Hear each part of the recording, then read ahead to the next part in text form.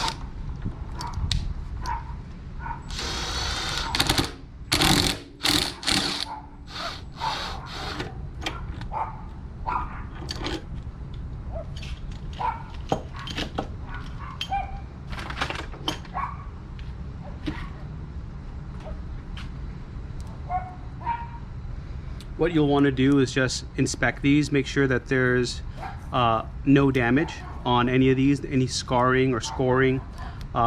If these are messed up, this is no longer a part that is made. You'll have to find a replacement, which aftermarket I haven't been able to find this as a set.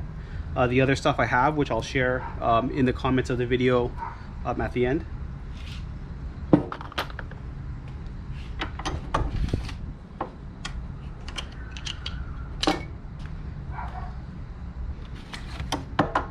So when you get to this side, the best way is actually yank it down. You're gonna hold it with two hands, and we're gonna put a little bit of a rag here, and we're on the vise, we're just going to pull downwards. you definitely want to hold the top and yank them together, because if you don't, this top piece can easily go flying. I usually don't get it on the first try. It takes me a few tries, so that's going to be something depending on your strength, how many tries it'll take you, but you definitely have to persuade it to get out there.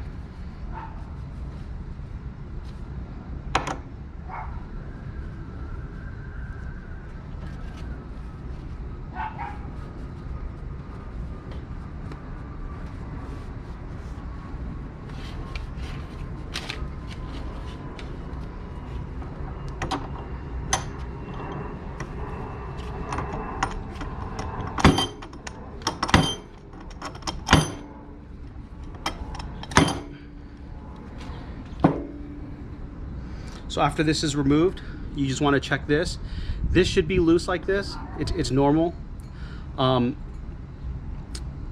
you put it back in, which I'll show on the other side, there'll be a chamfered edge. Essentially it's tapered, and that edge will help push this back in. If you put it in the wrong way, it's going to be a pain in the ass. So here's one that I have pulled out already. And you'll notice there's a flat side, and then there's a chamfered around it or more open side.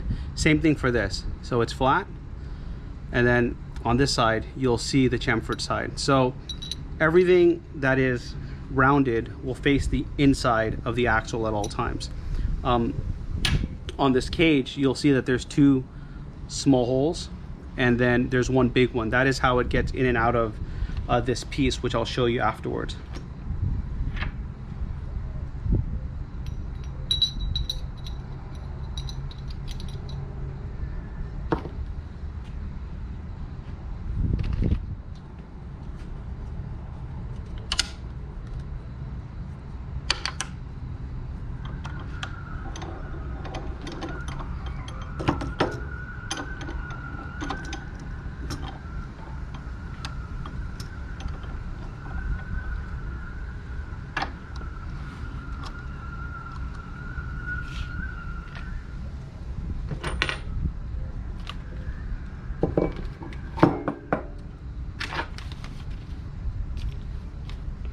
So with this cage, what you're gonna have to do is get a punch. I think they recommend something brass. I don't have one, but I'm just extra cautious. I'm not gonna hammer it too hard, but you're going to hammer this down after the shaft is removed and get this up a little so that you can remove the ball bearing. I'm just gonna use this mallet, but just, it's very light.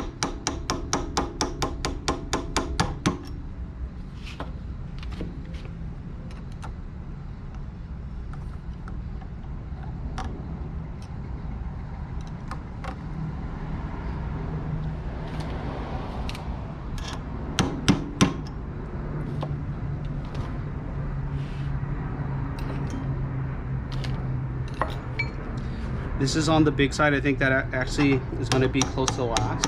Put this back.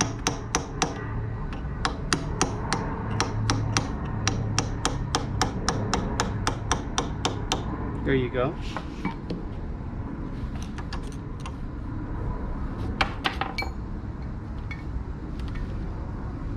So when I'm taking it out, I'm just inspecting the bearing, making sure that it's not scarred or heavily damaged. I'll show you one that's like severely damaged after.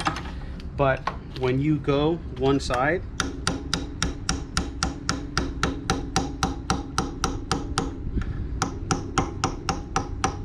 you're just going to go to the opposite side after.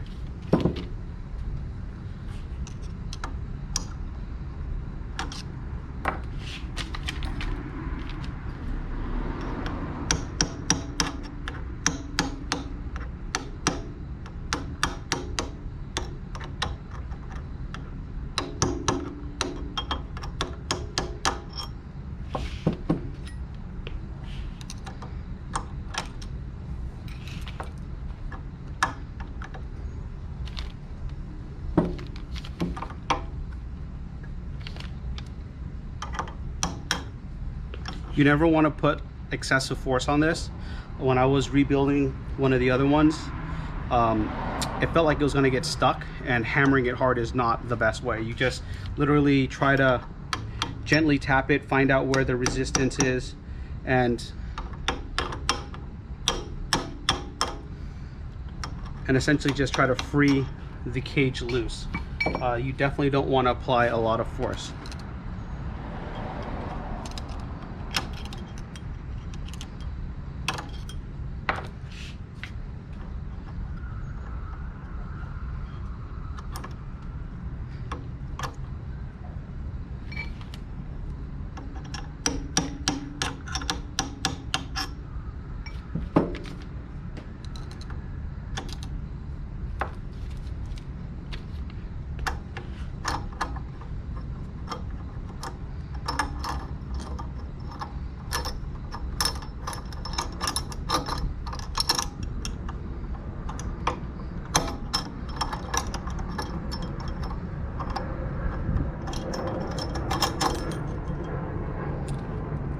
So once you get all the balls, or just all but one out, what you're looking for is the 2 small holes and the large one.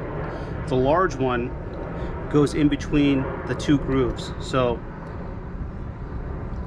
you would just put it in and it would slide right in. I don't know if it's actually all of the teeth or not, but it seems like that seems to be the case. Okay, so after it's removed, what you're going to do is just churn this like this and free it out. Again, the bigger side versus the smaller side.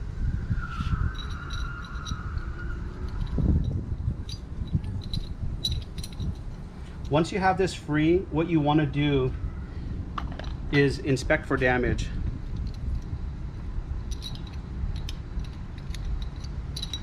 You can see, like on this one here, there's a lot of scoring, and even on this there's some scoring. So this I probably will not reuse.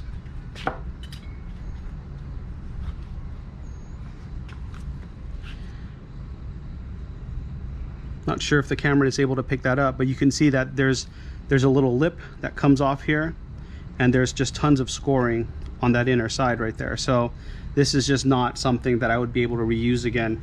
I did find a OEM replacement, essentially something that is not I found an aftermarket replacement, which is not going to cost as much as the OEM unit. I will get it in a few days and verify that everything pretty much fits. Once all this is disassembled,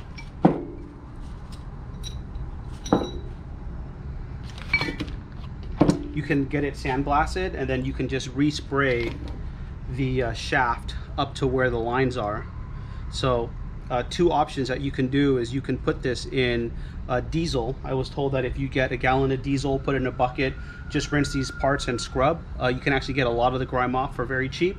I elected to get it sandblasted, which ran a little bit more money, but since it's my own car, I don't mind spending the time or the money. And when it's done,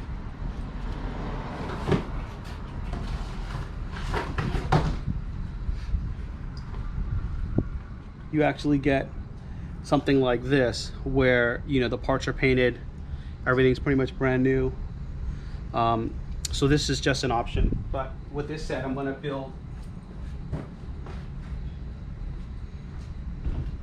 with this particular set, I'm just going to build an economy rebuild and see if it holds up as long as the nicer equipment.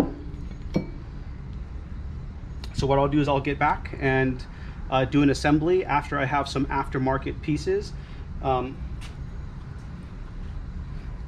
This is a Febest part, and not only does it come with all the rubbers and grease, but what's interesting is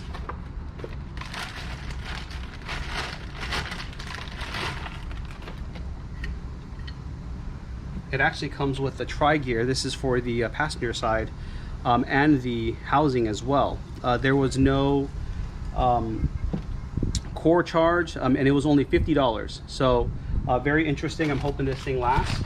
And then I also found the front outer CVs as well, and if these are all good, then I have essentially found all except for this piece, which makes it a lot easier, because now, you know, 3 of the 4 ends are available aftermarket, and it's only $50. This was $50. This whole unit with the boot and the grease was $50. So it's very cheap. So I'm hoping that all this works out.